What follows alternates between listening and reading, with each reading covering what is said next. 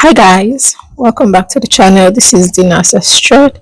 Today on the channel I'll be showing you how to make this sleeveless cow neck top.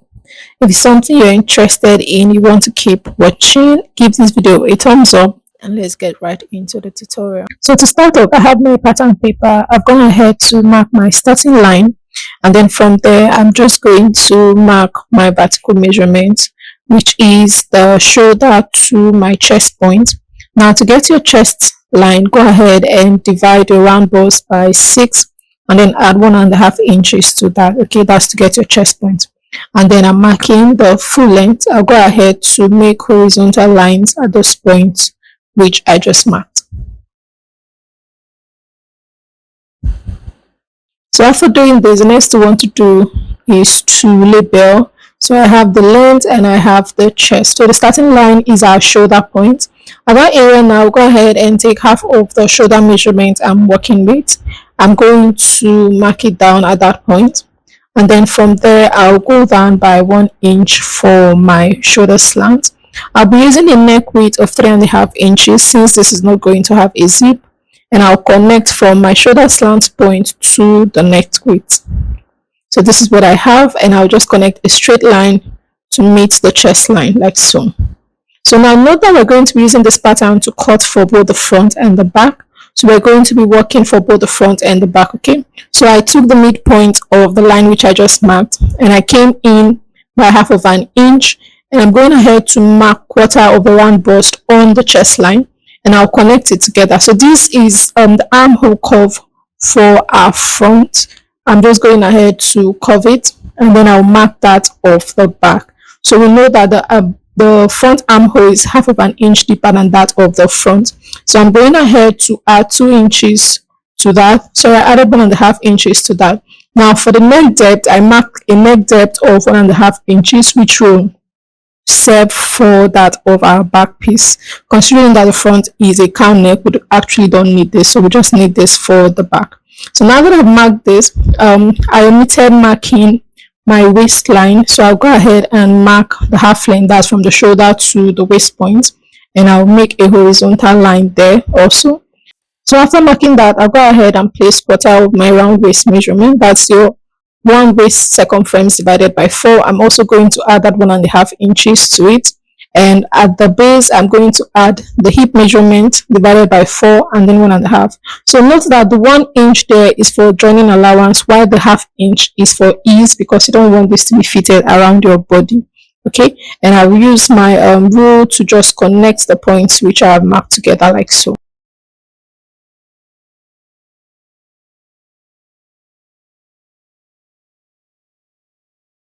So after doing that, this is what we have for the pattern. Now at the base here, we'll just come off from the side by 1.5 inches. We're going to create a curve because we don't want this to be pointy, and connect it back to our line. So just watch how I did that if you're confused on how to achieve yours. So we have our pattern down. We're just going in with the scissors to cut this out.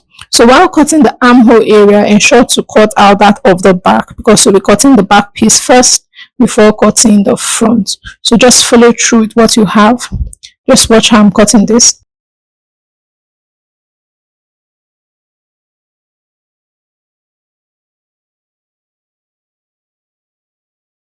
So this is what we have for the pattern. Now I'm going ahead to fold my piece of fabric into 2 to cut out my back piece. The yardage of fabric I'm using for this tutorial is 1 inch because the person I'm making it for is on the small side. But if you're on a big size, you'll be needing 1.5 inches so that you don't have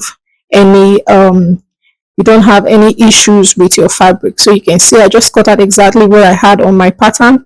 I ensure to fold my fabric so that remembering that we're not adding any zipper to this. So take note of that. Just fold your fabric and then go ahead to cut out, sorry. Now I'm also going ahead to fold another piece of fabric. I want to cut a facing for my back piece. So you're going to fold it just like you did while cutting the main piece of the back. You fold it into 2. You place your back piece on top of it and you go ahead to cut out.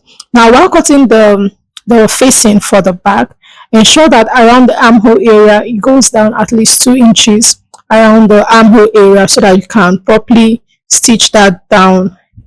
Okay, it sits perfectly after you finish cutting it out.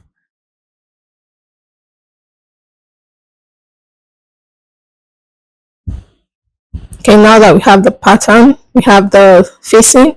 If you open this up, this is what it looks like. So what you're going to do is to place it right side to right side like so. You're going to stitch it around the neckline, stitch around the armhole.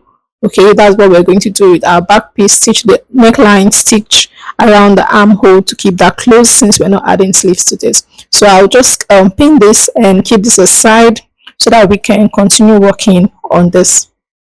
Now I'm going to bring back the pattern paper. Now we're going to trace out our front armhole. Remember I said the front armhole and that of the back, they are both different. Okay, so we're going to trace it out. And now to achieve our cowl effect, we're going to open this up from this point. So this is a chest line. You're going to cut it through towards the armhole, but ensure not to cut it out totally. So you can see how this opens up. Now I'm going to be folding my fabric in a way that I have both my facing for the cowl neck inside instead of cutting this differently after I finish. So you can see what I have here. I have a very long fold. I'm going to take a measurement. So what I took here was about 12 inches. Now I advise that you take up to 14-15 inches so that you can have more around the armhole area. Okay, but what I took here for mine, it didn't get up to that, but I advise that you do that, you get up to 15 inches at least so that you have enough excess around the armhole area. So this is what I did. I'm going to just make a mark at that point. So you can see from the top I took a measurement to 12 inches. Like I said, ensure to take more than 12 inches, which I took right here. So this, since I have that line from here, now I'm going to just pick it up from that point and fold it inside. So that part is going to serve as the lining for the front piece. Okay, to be the facing, not lining, for the front piece. So now I'm just arranging the other parts properly, and after doing that I'll go ahead to bring in my pattern to place on it. So now we're going to place our pattern. Now for your cowl effect, you want to determine how much opening you want on your cowl. Okay, so this client don't want has to be so open. You can go as low as you want depending on how much you want it to drape. Just know that going higher, like the number increase, exposes your chest more. So pick the number that works for you. I just used 6 inches for mine because the client didn't want hers to be too open. So you can see how I'm placing this. Ensure that the tip of the shoulder point, that's the part around the neck, it actually touches the fold that you have there. So since mine is placed properly, I'm just going ahead to pin it down to keep it in place. So you want to be careful while you're doing this, okay? And after that I'll go ahead to cut it. So just watch how I'm cutting this. So you can also actually cut out the main piece first before going ahead to cut out your facing, but I think I prefer it this way. It's easier and it ensures that I don't have any joining around the neck area, because that's what I was trying to avoid. So this is what it looks like. So like I said, ensure to use up to 15 inches because you can see the facing, the facing for my piece, the front part, the armhole area is actually not much. All right. So now to do this, to stitch that of the front, what we're going to do is to fold it right side to right side, just as I'm doing here. So place it this way, and then we're going to stitch around the armhole. All right, just go ahead and stitch around the armhole. So this is what it looks like for the back piece. After I finish stitching it, I also ensure to give this a really good press. Okay, and for the front piece, this is what it looks like also after I also stitched the armhole. So now we're going to place our front piece to the back piece, right side to right side. We want to join the shoulder areas together. I'll be showing you how to do that. You have to pass your hand through the opening like so.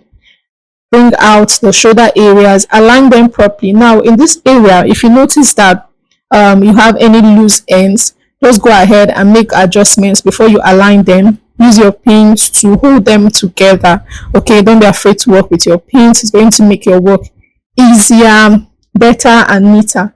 So go ahead and pin them together. Do the same thing for both sides of the shoulder. So take your time to do this. Don't be in a hurry. Just do this properly so that it comes out looking neat. Okay.